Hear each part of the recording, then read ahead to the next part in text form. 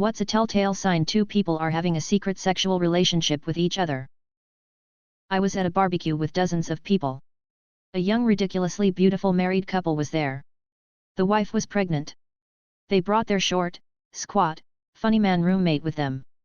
At some point funny man and pregnant wife are on opposite sides of the kitchen and I caught a glance between them, no more than a blink of an eye. It was the only interaction they had all night. In that instant I have never been more sure two people were fucking.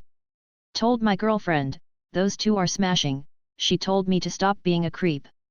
Sure enough 6 months later everyone finds out they're fucking and funny man is the dad. It's definitely the awkward avoidance of one another for no reason. When I was a supervisor, 2 of my employees were secretly dating and being as young as they were, 19-20 YRS old, they didn't have the ability to hide their feelings without avoiding each other as if they hated one another. I figured it out on day 1. Hilariously cute. Edit, when they finally told me I told them I already knew. They were flabbergasted that I figured it out. It wasn't that hard. When y'all make googly eyes at one another across the store or try to surreptitiously touch hands at the till, I'm gonna notice. Their orbits are smaller around each other. Without meaning to, they will change their personal space requirements with the other. They'll think they're normal distance away, but won't be. Also, they'll move around each other too easily, like in small spaces, without the awkward missteps the rest of us make. When you're so brings someone up way too much in the beginning, then mysteriously stops talking about them at all, even when the situation potentially calls for it. If it's at work, they are both happy. What's a telltale sign two people are having a secret sexual relationship with each other? The gut feeling you had before posting here. Physical closeness. Princess Margaret was, accurately, accused of having an affair after wiping some fluff/dust off of a married man's suit jacket. If you know them before it, they'll stop flirting as much as they had been prior to it. They make sure they don't leave a place together but linger around long enough to know when the other is leaving.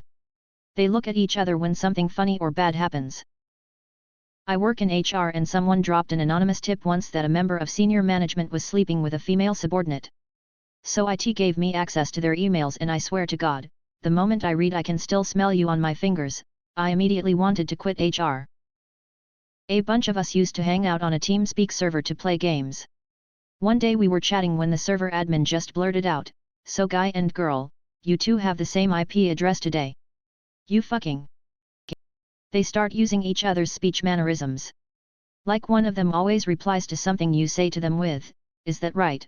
and then you hear your wife saying it all the time after you get back from a week-long work trip. Edit, for everyone saying they do this all the time, yes, it is common and I also do it. It's just the way I keyed into the affair. Both can be true. Peace. I've caught people because they didn't follow one another on social media to try to avoid suspicion, but they both posted that they were at the same place and similar photos, and despite not posting about one another, it was obvious.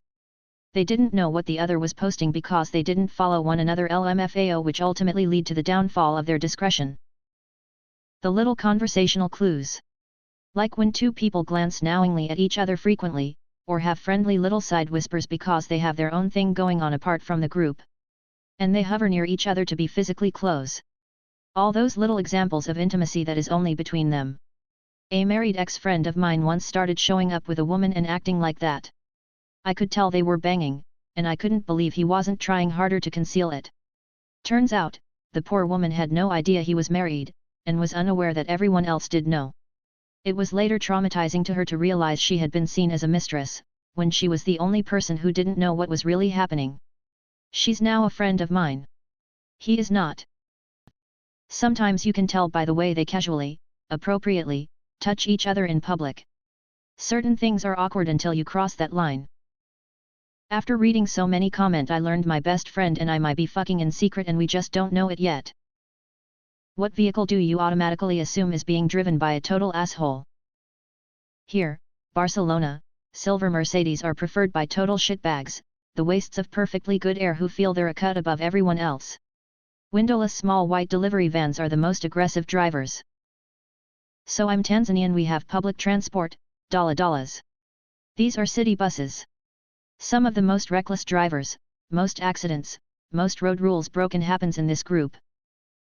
Any car that's so close behind me I can only see half of their headlights if not any at all. F250 with a lifted front end and a lowered rear end with tire wider than their radius. Dodge Chargers with blacked out rear lights and logo, or Dodge/Ford pickups that's way too lifted.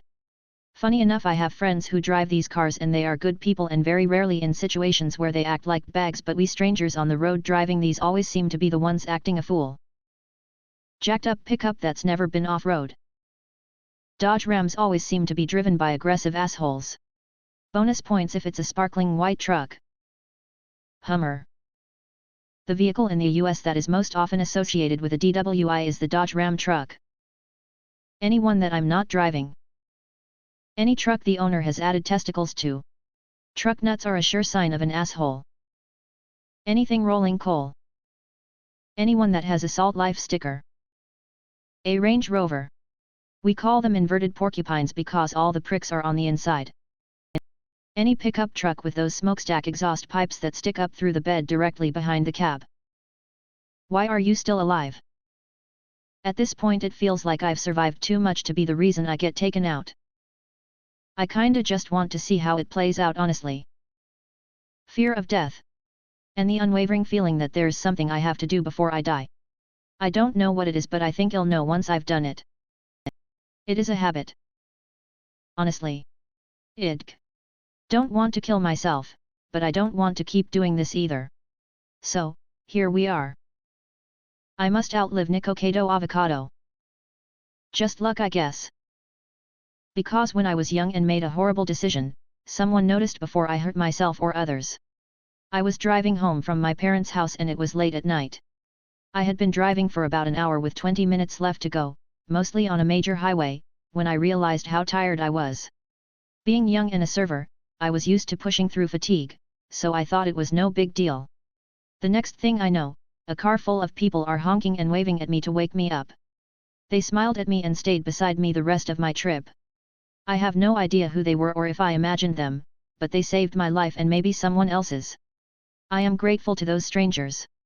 The next time I noticed I was tired while driving, I pulled over in the nearest subdivision and napped in my car. I will never drive tired again. Spite, first off. Second, after spitefully living, I've found my calling and found purpose in life. So I'm gonna hang around a little bit longer. My dog wouldn't know why I never came home, and that makes me nauseous.